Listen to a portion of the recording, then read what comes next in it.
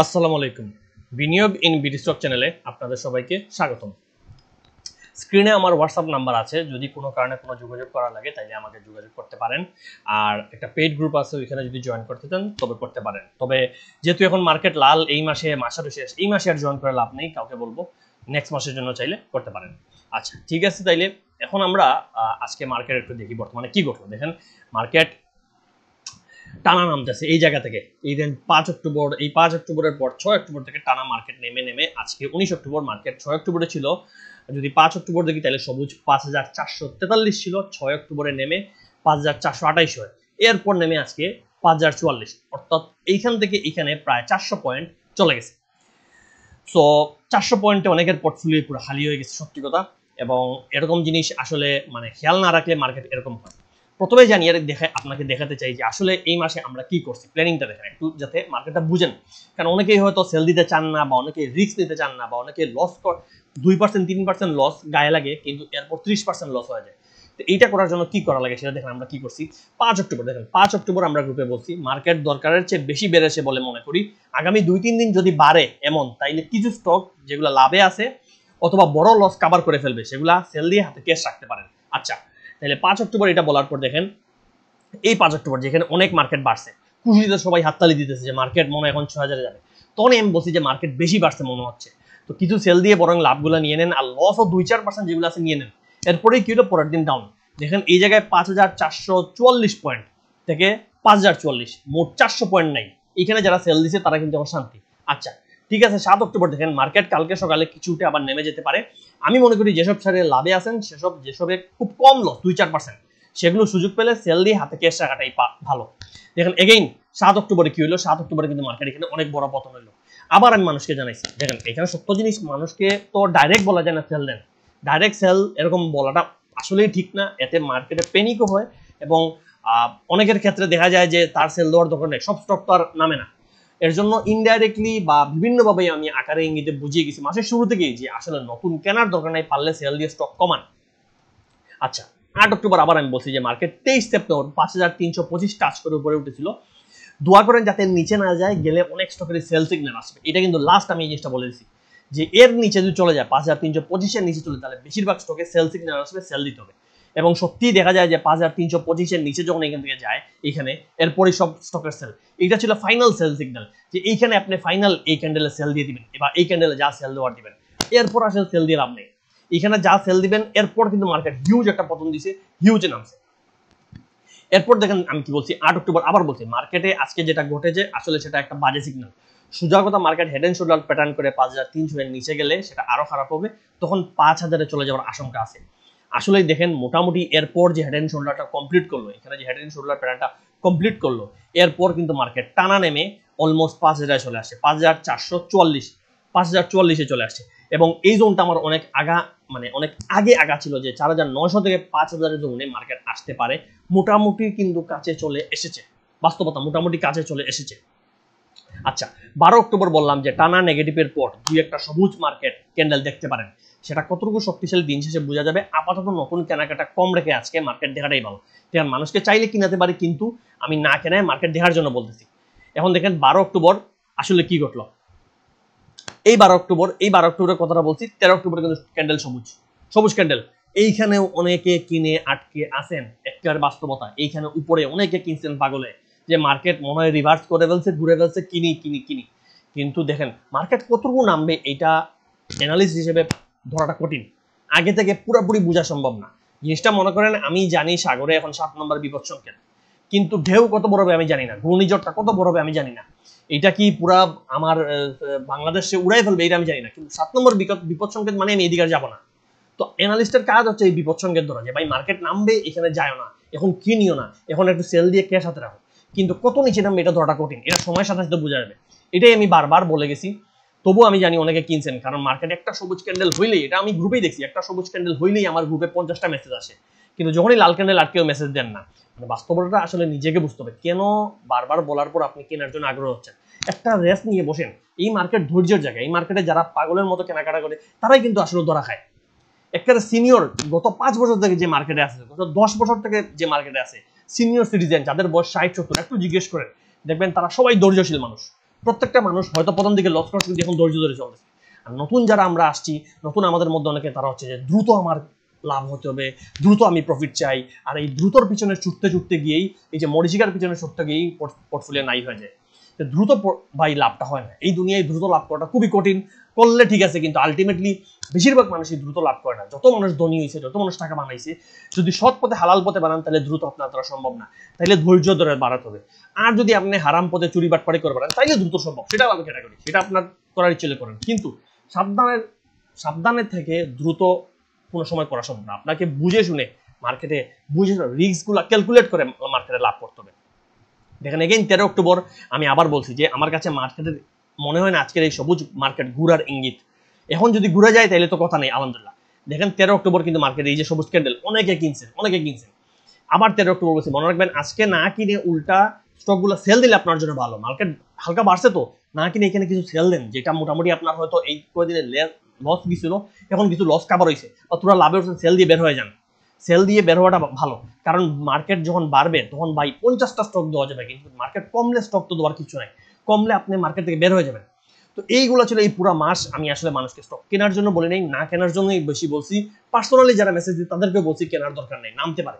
অনেকে হয়তো ডাইরেক্ট শুনতে চান ভাই আসলে মার্কেট কই যাবে, এটা ভাই আসলে ডাইরেক্ট বলা সম্ভব না। এই ক্যান্ডেলে থাকলে আমি কখনো বলতে পারবো মার্কেট এখানে আসবে। এখানে থাকা অবস্থায় আমি জানতাম না যে মার্কেট 5000-এ আসবে। আমি জানি মার্কেট নেগেটিভ সিগন্যাল, আমি জানি মার্কেট নামবে, আমি জানি স্মার্ট মানি বের হচ্ছে, কিন্তু নামতে কই সেটা বলা আসলেই কঠিন। আন্দাজ করে হয়তো বলা যায় যে 5000-এ আসবে, কিন্তু আসলে যে 5000-এ আসবে এটা আমি নিজেও ফুল শিওর ছিলাম না। কিন্তু এই যে স্টপ লস নিয়ে বা এই যে একটু কম লসে বের হয়ে যে মানুষটা যে 5% লসে বের হয়েছে, সে আজকে তার শেয়ার 50% নিচে, 50% নিচে। তো এই মানুষটা এই শেয়ার যদি এখন আবার কিনে, তাহলে কিন্তু সে লাভ করবে না। এই জিনিসগুলো আপনাদেরকে আসলে বাস্তবে বুঝতে হবে। এই পুরান কথা কেন বললাম, কারণ অনেকেই এই জিনিসগুলো বুঝেন না, জানেন না। আচ্ছা, আরো ভুল আপনাদেরকে দেখাই কেন মার্কেটে আমরা ভুল করি। এই ধরেন বিএসআরএম স্টিল আজকে 50% ডিভিডেন্ড দিচ্ছে। 50% মানে 5 টাকা। এখন দেখেন যে মানুষগুলো এই জায়গায় কিনছে সে 65 টাকায় কিনছে, এইখানে যে নিচে গেছে 60 টাকায় কিনছে। এছাড়া এইখানে তো অনেক মানুষ এখানে আছে 52-53 টাকা, তারা হচ্ছে এখানে সেল দিছে। বাট ধরলাম আমার এই 60-63 টাকায় কেনে, বা এটাই ধরি 64 টাকায় কেনা ধরি, 64 টাকায় তো এই দিন ক্যান্ডেল ক্লোজ হয়েছে, তাই না? 64 টাকায় ক্লোজ হওয়া ক্যান্ডেলে আপনি এসে আজকে ডিভিডেন্ডের নাম শুনে আপনি 76 টাকায় কিনলেন, 76, 75, 74 কিনলেন, 70-এ কিনলেও কিন্তু আপনার বেশি। দেখেন 5 টাকা ডিভিডেন্ড খাওয়ার জন্য আপনি এখানে অলরেডি কিন্তু 10 টাকা বাড়ায় গেছেন। এবং যে পরিমাণ ভলিউম, এটা হচ্ছে দেখেন এর জীবনে এরকম এত বছর মাঝে ভলিউম হচ্ছে না, আজকে এত ভলিউম মানে কি হিউজ অ্যামাউন্ট অফ মানি এখানে সেল গেছে। পাবলিকও সেল দিছে, স্মার্ট মানিও সেল দিছে। কালকে থেকে কি বাড়বে? আমার মনে হয় না ভাই বাড়বে। যদি বাড়ে তাহলে কপালে আলহামদুলিল্লাহ, আপনি জিতছেন, কিন্তু মনে হয় না ভাই বাড়বে। এই যে দেখেন এখানে একটা গ্যাপ দিয়ে শুরু হয়েছে, মানে এটা আসলে এত পাগল হয়ে কেনার দরকারই নেই। ঠিক আছে ফান্ডামেন্টাল শেয়ার, ঠিক আছে ভালো শেয়ার, কিন্তু অলরেডি দেখেন এইখান থেকে এই শেয়ারটার এভারেজ দাম কই থেকে একটু দেখেন তো। এভারেজ সে 50 টাকায় থাকে, 50-52 টাকায় থাকে। এই দেখেন একেবারে বটম হচ্ছে 50-52, তার হাই হচ্ছে গিয়ে 63-67 টাকা। আপনি এই হাইয়ের উপরে, এই যে হাই এখানে 70-70-এর উপরে গিয়ে যদি 76 টাকায় কিনে আপনি আশা করেন যে ভাই আপনি মার্কেটে লাভ করবেন, তাইলে কি হবে? তাইলে আপনি দোষ কাকে দিবেন? এই যে লুপ, এটা কন্ট্রোল করতে হবে আপনাকে। এখন ডিভিডেন্ডের টাইমে আপনারা পাবেন ডিভিডেন্ডের টাইম স্টক কিন, ডিভিডেন্ডের টাইম হচ্ছে গত 6 মাস আগে স্টক কেনা উচিত ছিল। এই যে দেখেন জুনে স্টক কেনা উচিত ছিল, জুন থেকে এরপর টানা বাড়ছে, এরপর জুন থেকে স্মার্ট মানিও জানে ডিভিডেন্ড দিবে। ডিভিডেন্ড আজকে 5.50 দিছে, এটা আপনি আজকে জানছেন। স্মার্ট মানি 1 মাস আগে জানছে, 1 সপ্তাহ আগে জানছে, কমপক্ষে 1 দিন আগে এগুলো জানছে। ওদের হাত সব জায়গায় আছে, ওদের লিঙ্ক সব জায়গায় আছে। আপনি আজকে 5 টাকা দেখে পাগল হয়ে গেলেন। আর এই 5 টাকা খাওয়ার জন্য আপনি এখন যে এই 76 টাকায় কিনছেন, চিন্তা করে দেখেন কালকে যদি এখানে আসে তা আপনার 10 টাকা তো এখানে নেই। এরপর আপনার আর দেখাই ডিভিডেন্ড দেওয়ার পর স্টক কি নামবে না, ডিভিডেন্ড দেওয়ার পরে কিন্তু স্টকগুলো নামে। এই যে এইগুলা জায়গায় ডিভিডেন্ড দিছে, গিয়ে দেখবেন এই যে গত আজকে কত, এটা আজকে গেল আপনার 19 অক্টোবর। গত 19 অক্টোবরের দিকে দেখেন ডিভিডেন্ড দিচ্ছে, এই যে অক্টোবরের দিকে ডিভিডেন্ডের দেওয়ার পরে দেখেন এই হয়তো আমি জানি না সঠিক, হয়তো এই দিন ডিভিডেন্ড দিছে, দেওয়ার পরে দিকে টানার নিচে। ডিভিডেন্ড খাওয়ার পরও যে আপনি স্টকটা বেচবেন এর কি গ্যারান্টি? ডিভিডেন্ড খাওয়ার পরে দেখেন আজকে ডিভিডেন্ডের পরে টানের নামছে। সেম বিএসআরএম লিমিটেডের সেম জিনিসটা দেখেন, এই জায়গা তার বটম, মেতে জুড়ে বটম। যদি আপনি ডিভিডেন্ড খাওয়ার জন্য কিনেন তখন এই জায়গায় কিনবেন। আর ডিভিডেন্ড খাওয়ার জন্য আসলে বড় পার্টি কেউ ডিভিডেন্ড খাওয়ার জন্য স্টক কিনে না। তারা ডিভিডেন্ডের আগে, এই যে পাবলিক ডিভিডেন্ডের আশায় স্টক কিনবে, তারা আগে দিয়ে কিনে রাখে। স্মার্ট পার্টি এই জায়গায় কিনছে এবং জানে তারা ডিসেম্বরের ডিভিডেন্ডের আগে মানুষ পাগল হবে, তখন তারা এই জায়গায় সেল দিছে। দেখেন এই হিউজ উপরে সেল দিছে। আচ্ছা আজকে কি হলো দেখেন, আজকে একটা বড় ভলিউম হয়েছে এবং এগেইন এইখানে যে কিনছে সে কিন্তু এখানে সেল দিয়ে বাড়াইছে। যদি আজকে একদিনে এখানে সেল দিছে, আজকে যদি একদিনে সম্ভব হবে না, এইখানে কিনছে। তো এইখানে যদিও বিএসআরএম লিমিটেড তুলনামূলক বড় কোম্পানি, বাট স্টিল এত বাড়িয়ে ডিভিডেন্ডের আসে এত বাড়িয়ে কিন্তু লাভ নাই ভাই।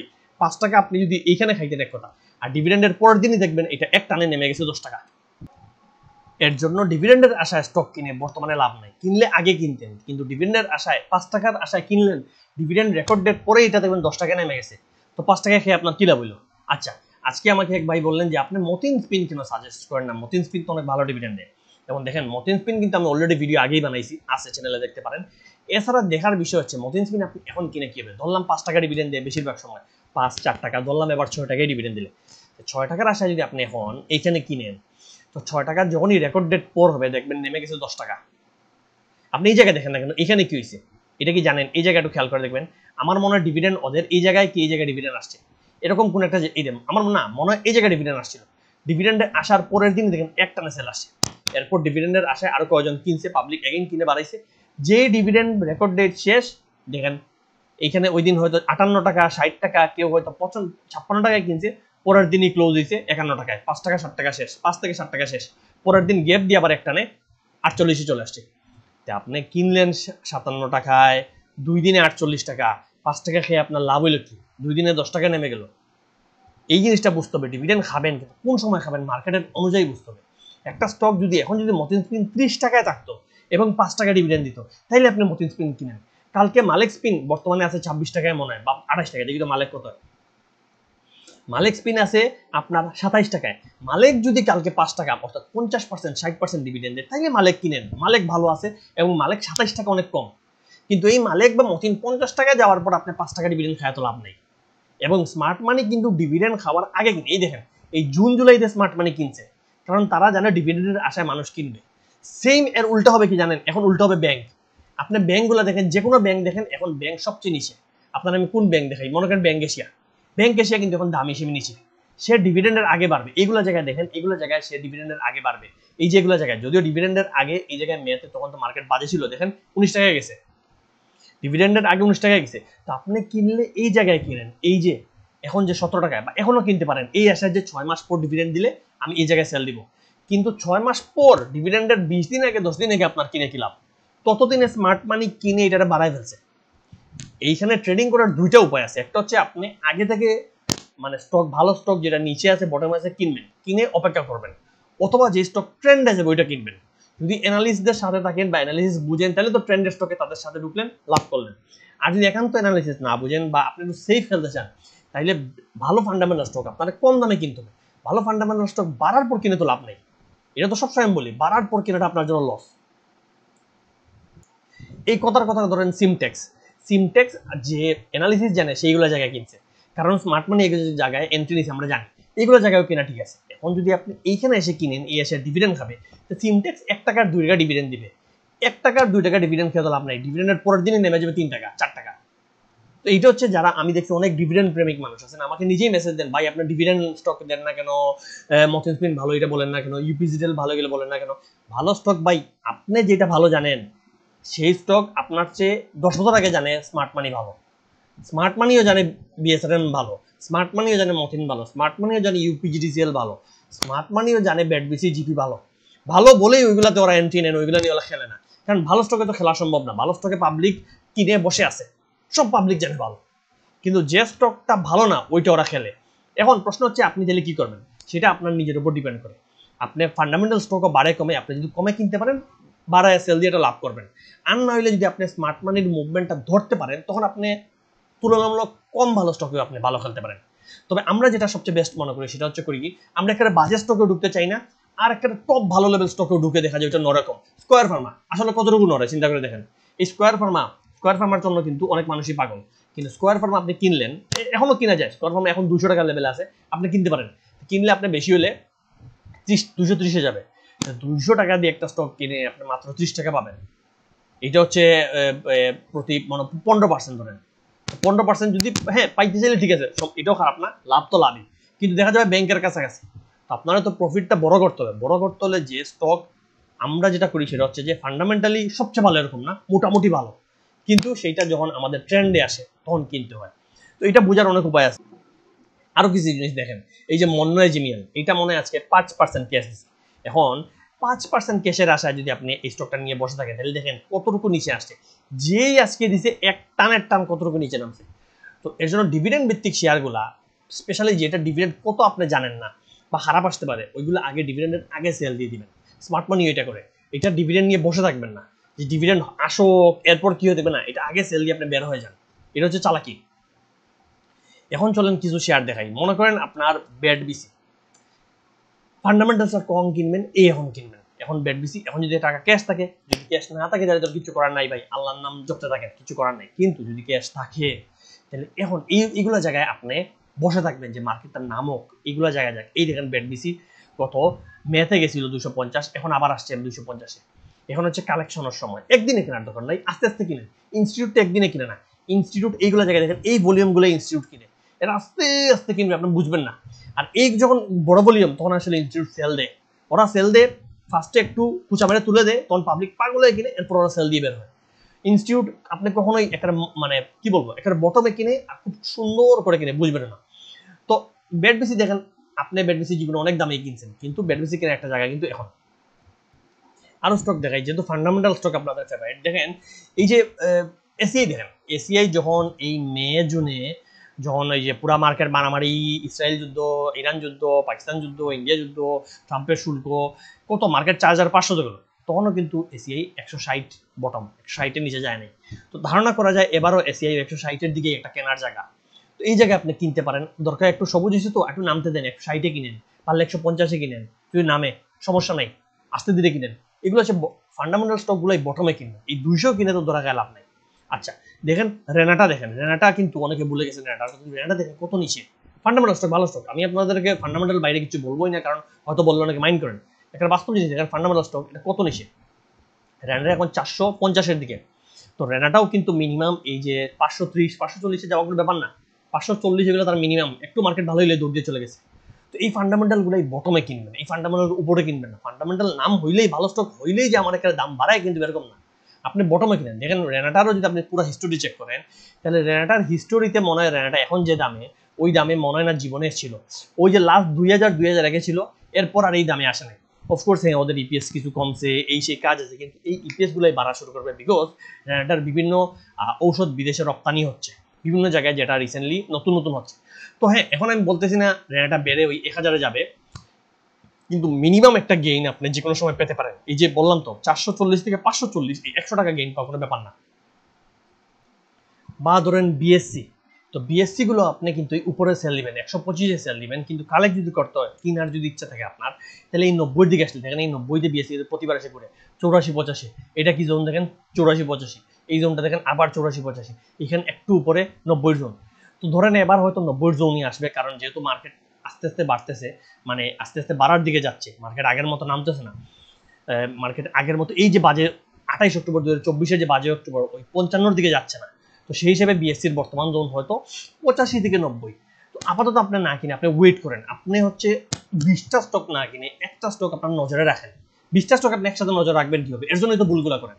আপনি একটা স্টক রাখেন, 5টা স্টক রাখেন নিজের নজরে, একটা বাদ দিলাম হয়তো বেশি কম, আপনি 2টা 4টা 5টা রাখেন নিজের নজরে, এবং একবারে বাঘ যেরকম শিকার করার জন্য লুকায়া বসে থাকে, যে যখন এই শিকার সুযোগে আসবে এক লাভ দিয়ে পড়বে, ওই রকম আপনি এই স্টকগুলো কেনার জন্য ধরেন 90 টাকার দিকে 85 টাকার দিকে ধরে রাখেন, যে 90 আসলেই আমি আস্তে আস্তে কিনবো। ঠিক আছে, আমি ধৈর্য দিই, আমি জানি আমার ভিডিও দেখার পরেই কালকে অনেকে কিনে ফেলবেন, এটা হচ্ছে ভুল।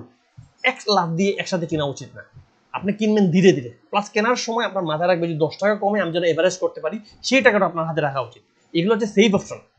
আর এই যে লাল মার্কেট আপনি চারিদিকে এখন শুনবেন, মার্কেট 4,500 যাবে, 4,000 যাবে, 3,000 যাবে, এর মানেই মনে করেন মার্কেটে স্মার্ট মানি ঢোকা শুরু করে দিয়েছে। যখনই মার্কেট নিয়ে হতাশা তখনই স্মার্ট মানি ঢুকে মার্কেটকে ঘুরাবে, আর যখনই মার্কেট নিয়ে লাফালাফি শুরু, মার্কেট 10,000-এ যাবে, 20,000-এ যাবে, তখনই মার্কেট স্মার্ট মানি বের হচ্ছে এবং মার্কেটে ডুবাবে। সিম্পল, এগুলো সিম্পল ফ্যাক্ট, একটু খেয়াল করলে দেখবেন। দেখবেন আজকে আইসিবি নিউজ আসছে, এই নিউজগুলো এরপর এখন আস্তে আস্তে আসবে। তো এই নিউজের কারণে আপনি কালকে গিয়ে কিনবেন না, কারণ এই নিউজ সবাই জানে। এই নিউজ দেখে স্মার্ট মানি এগুলো নিউজ পাত্তা দেবেন, এই নিউজে উল্টা আরো 2 দিন পড়বে। এই নিউজ আসার কারণে দেখবেন হয়তো 2 দিন একটু সবুজ হবে, ওই সবুজে স্মার্ট মানি আরো সেল দিতে পারে, ইম্পসিবল না। তো নিউজ দেখে ট্রেড করবেন না।